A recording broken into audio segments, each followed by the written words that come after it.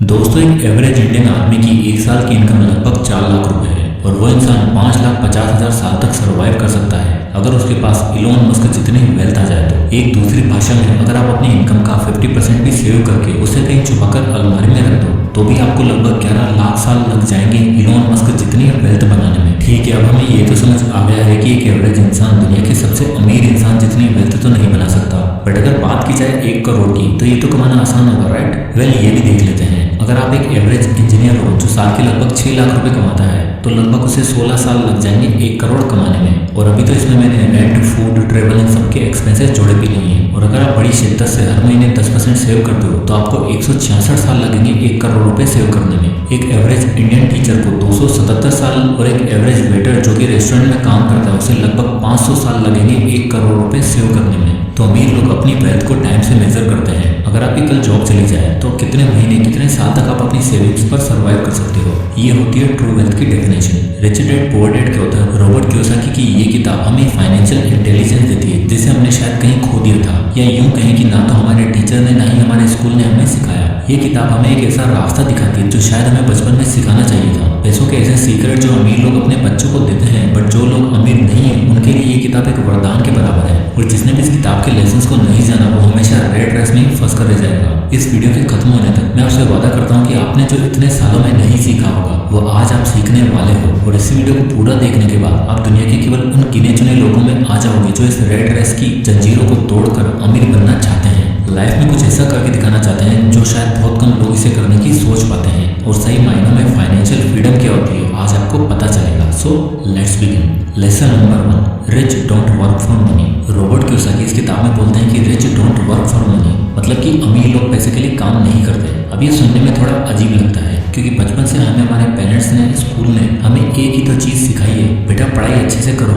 Marks अच्छे नहीं आएंगे तो फिर कोई नौकरी नहीं देगा, तो फिर पैसे कैसे कमाओगे? अगर आप पैसा नहीं कमाओगे तो लाइफ बर्बाद हो जाएगी, हमेशा धक्के खाते रहोगे। तो हमारा बचपन तो बस यही सुनने में निकल गया कि बड़े होकर नौकरी करनी है और पैसे के लिए काम करना है। बट रॉबर्ट कियोसाकी ऐसा क्यों बोल रहे हैं कि अमीर लोग पैसे के लिए काम नहीं करते? रॉबर्ट के रिच डैड ने उन्हें सिखाया था कि आप कभी भी जॉब करके अमीर नहीं बन सकते, क्योंकि आपकी सैलरी कितनी भी क्यों ना हो जाए आप हमेशा पैसों के गुलाम रहोगे। आप काम नहीं करोगे पैसा नहीं मिलेगा, आप टाइम नहीं दोगे तो पैसा नहीं मिलेगा, आप छुट्टी मनाओगे तो भी पैसा नहीं मिलेगा। रिच लोग कभी भी पैसे के लिए काम नहीं करते हैं, पैसा रिच लोगों के लिए काम करता है। रॉबर्ट जब 9 साल के थे तो उन्होंने कुछ कॉमिक्स बुक्स को किराए पर देना स्टार्ट किया और जिससे उन्हें रेंट मिला करता था, जिससे रॉबर्ट काम नहीं कर रहे थे बट उन्होंने कॉमिक्स किराए पर दे रखी थी तो उन्हें हमेशा पैसे मिलते रहते थे। रॉबर्ट बोलते हैं कि अगर आप ऐसा बिजनेस या सिस्टम क्रिएट कर देते हो जिसमें आप खुद मौजूद नहीं हो तब भी आपको पैसे मिलते रहते हैं तो वो ट्रू डेफिनेशन है फाइनेंशियल फ्रीडम की। बट अनफॉर्चुनेटली लोग इसका अपोजिट करते हैं। वो दिन भर 8-8 घंटे भाग दौड़ करते हैं, सुबह जल्दी उठते हैं, ऑफिस के लिए रेडी होते हैं, जल्दी जल्दी में ब्रेकफास्ट करके बस या ट्रेन पकड़कर अपने ऑफिस जाते हैं और ऑफिस पहुंचते ही शाम के 5 बजने का वेट करते हैं जैसे कि उन्हें किसी जेल में बंद किया हुआ हो।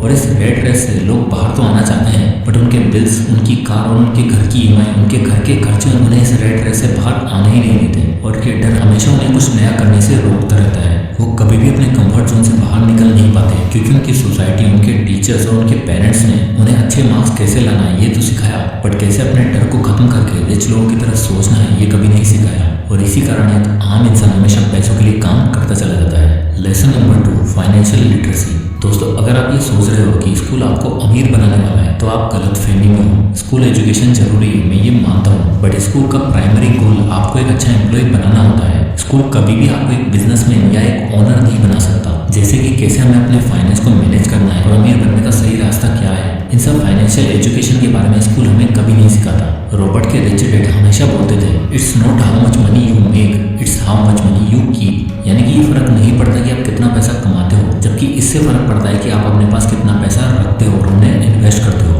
रॉबर्ट बोलते हैं कि वो कई ऐसे लोगों से मिलते थे जो एक टाइम पर मिलीनियर थे बट उन्हें फाइनेंशियल एजुकेशन ना होने के कारण वापस से सब लुटाकर गरीब हो गए। रॉबर्ट कियोसाकी का कहना है कि दुनिया में 3 तरह के लोग होते हैं, पुअर, मिडिल क्लास और रिच, और इन तीनों का पैसों को लेकर नजरिया अलग अलग होता है। चलिए इस चार्ट से इनके कैश फ्लो को समझने की कोशिश करते हैं। कैश फ्लो मतलब इनके पैसे कैसे आते हैं और ये कैसे अपने पैसों को स्पेंड करते हैं। सबसे पहले आता है पुअर क्लास, क्योंकि ये पुअर कैटेगरी में आते हैं यानी कि इनकी इनकम काफ़ी कम होती है तो इनकी सारी इनकम इनके रेंट में, इनके फूड में और ऐसी बेसिक चीज़ों में निकल जाती है। और ये लोग केवल अपनी सैलरी के भरोसे ही जीते हैं और ये लोग कमाते इतना ही है कि मुश्किल से इनके खर्चे निकल पाते हैं और ये केवल सर्वाइवल के लिए ही जीते हैं जहाँ उनके पास कोई भी एसेट्स नहीं होते हैं। दूसरे कैटेगरी के लोग आते हैं मिडिल क्लास। इन लोगों की सैलरी का मोस्टली हिस्सा इनका रेंट, कार और घर की ईएमआई में निकल जाता है। ये दुनिया को दिखाने के लिए क्रेडिट कार्ड और शॉपिंग इस तरह के डेट में फंस जाते हैं, और जो थोड़ी बची कुची सेविंग्स होती है ये लोग इन्हें एफडीज में जमा करके रख देते हैं। इनके भी कर्जे में डूबे रहने का मेन रीजन इनको फाइनेंशियल एजुकेशन की नॉलेज ना होना होता है। तीसरे कैटेगरी के लोग आते हैं रिच। इन लोगों की मोस्टली इनकम इनके एसेट से होती है, जैसे कोई प्रॉपर्टी लेकर उसे रेंट पर दे देना, कोई बिजनेस एक्वायर करके, या फिर स्टॉक्स में पैसा इन्वेस्ट कर देना, जिससे इन्हें हमेशा रेगुलर इनकम होती रहती है और इनके बिना भी इनका काम चलता रहता है और ये अमीर पे अमीर होते चले जाते हैं।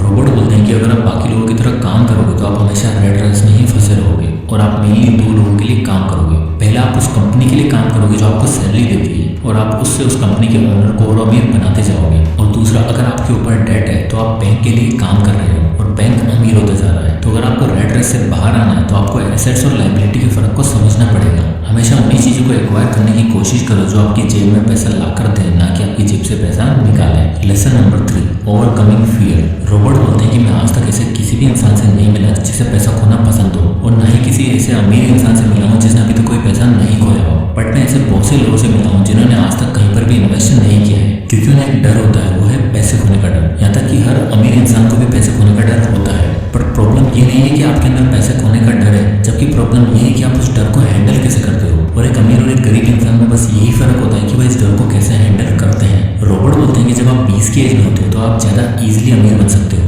बट जब आप 30 की एज में होते हो तो आपके ऊपर काफ़ी रेस्पॉन्सिबिलिटी होती है, आप ज़्यादा रिस्क नहीं ले सकते हो। और रोबोट अपने पोर डैड का एग्जाम्पल देते हुए बताते हैं कि इसी डर के कारण उनके पोर डैड ने कभी कुछ नहीं किया और हमेशा पैसे के टॉपिक को अवॉइड किया। और एक बहुत ही अच्छी कहावत है ना, everyone wants to go to the heaven, everyone wants to go to the heaven but no one wants to die. यानी कि हर किसी इंसान को अमीर तो बनना है, बट रिस्क लेना या फिर अपने डर का सामना करना कोई नहीं चाहता। इसलिए हम ज़्यादातर टाइम पैसे के टॉपिक को अवॉइड करते हैं और कभी इन्वेस्ट नहीं करते, क्योंकि हमें उसे खोने का डर है। और अगर आप फेलियर का सामना नहीं करोगे तो सक्सेसफुल कैसे होगे। Lesson number 4, everything is not risky. Robot बोलते हैं कि अक्सर लोग जो चाहते हैं वो हासिल नहीं कर पाते। क्यों? क्योंकि उन्हें लगता है कि लाइफ में एवरीथिंग इज रिस्की। लोगों को लगता है कि हमें तो बस एक ऐसी जॉब करनी है जिसमें हम सिक्योर रहें, कहीं अमीर बनने के चक्कर में हम सब कुछ लुटा ना बैठे, और इस जॉब सिक्योरिटी के चक्कर में वो कभी भी कोई एक्शन लेते ही नहीं। रॉबर्ट के रिच डैड बोलते थे कि अगर तुम अमीर बनना चाहते हो तो तुम अभी जो सोचते हो, तुम्हारी जो भी थिंकिंग है, तुम्हें उसका एग्जैक्ट अपोजिट सोचना होगा,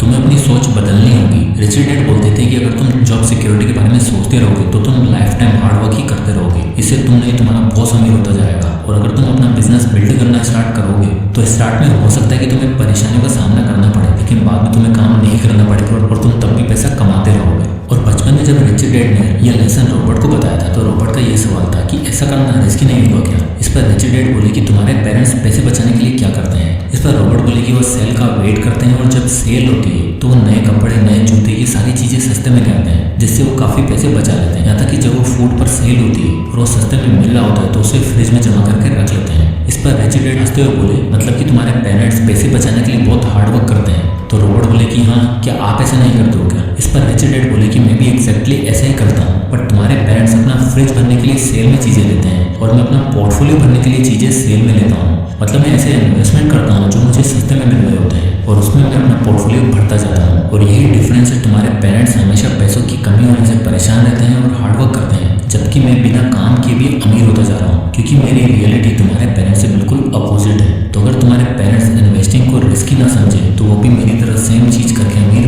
बन सकते हैं, उन्हें बस अपनी सोच को बदलना होगा। तो एट दी एंड ये बुक हमें ये सिखाती है, चाहे अभी आपकी फाइनेंशियल कंडीशन कैसी भी हो, आपके पास डिग्री है या नहीं, इन सब बातों से कोई फर्क नहीं पड़ता। आपको तो बस इन कुछ प्रिंसिपल को फॉलो करना है और अपने डर को खत्म करके रेट रेस से बाहर निकल कर वो कर दिखाना है जो मोस्टली लोग सोचने से भी डरते हैं। फिर उसके बाद आपको अमीर बनने से कोई भी नहीं रोक सकेगा। तो दोस्तों, आई होप कि वीडियो आपको पसंद आया होगा और इस वीडियो से आपको कुछ ना कुछ जरूर सीखने को मिला होगा। तो अगर आपको ये वीडियो पसंद आया तो इसे लाइक करें और ज़्यादा से लोगों तक